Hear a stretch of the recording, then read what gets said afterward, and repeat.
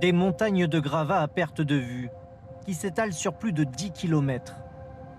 Près de Liège, cette autoroute désaffectée s'est transformée en une immense décharge pour stocker les déchets des inondations. Aujourd'hui encore, les chauffeurs poursuivent leur balai, avec toujours la même émotion.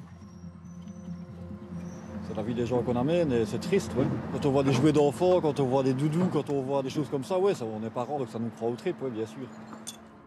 Déjà 90 000 tonnes de déchets déposés rien que sur cette autoroute. Il faudra au minimum 9 mois pour tout évacuer. Le défi est immense. Dès la fin du mois de septembre, les déchets vont être emmenés petit à petit vers une plateforme de tri. Et sur cette plateforme, on va pouvoir voir qu'est-ce qui peut être valorisé, donc recyclé ou pas. On sait qu'il faudra quand même être patient. Et en attendant, il faut gérer une autre urgence. Les inondations ont fait exploser de nombreuses canalisations. Une dizaine de stations d'épuration comme celle-ci sont toujours à l'arrêt. Et les eaux usées s'écoulent directement dans le lit de la rivière. À Limbourg, c'est une véritable course contre la montre qui a commencé pour éviter une pollution majeure. Il y a ces curages qui sont en train évidemment d'enlever tout ce qui pourrait boucher les égouts ou le collecteur. Et puis alors on fait des endoscopies, donc c'est des caméras qui vont voir les dégâts qui sont causés aux canalisations et qui vont voir les endroits qui posent vraiment problème et qui doivent être réparés. Et de plus en plus de sinistrés se disent préoccupés par cette question environnementale. Dans le jardin de ce couple, l'herbe n'a pas repoussé depuis 2 mois. Ici, on a quelques taches noires, ici, et de ce côté. Et suite aux inondations, on se demande un peu si c'est de la pollution, ce que ça peut être. La crue a emporté de nombreuses cuves de mazout. Alors ces experts passent de maison en maison pour effectuer des prélèvements. On doit vérifier tout ce qui est risque humain, risque des écosystèmes et risque de dispersion, risque de migration aussi.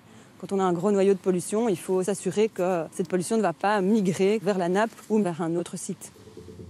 Impossible d'évaluer l'impact des inondations sur l'environnement.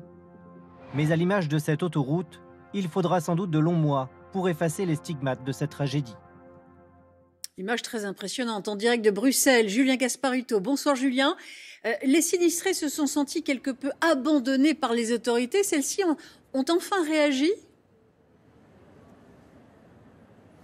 Oui, déjà, vous savez, ce sentiment d'abandon, il a été très fort dans les jours qui ont suivi les inondations, car l'armée et la protection civile ont tardé à réagir et les premiers rapports de la commission d'enquête parlementaire viennent de démontrer qu'il y a bien eu un problème d'anticipation. Ce sentiment d'abandon, il est toujours présent aujourd'hui, 2 mois après, car les sinistrés ont commencé à réparer leurs dégâts, mais ils attendent toujours le passage des experts pour savoir à quelle hauteur ils seront indemnisés. Vous savez, il y a tellement de maisons qui ont été endommagées que ces expertises prennent énormément de temps. Alors effectivement, cette semaine, le gouvernement wallon a annoncé le déblocage d'une première enveloppe d'au moins 2,3 milliards d'euros, y compris pour indemniser les personnes qui n'étaient pas assurées.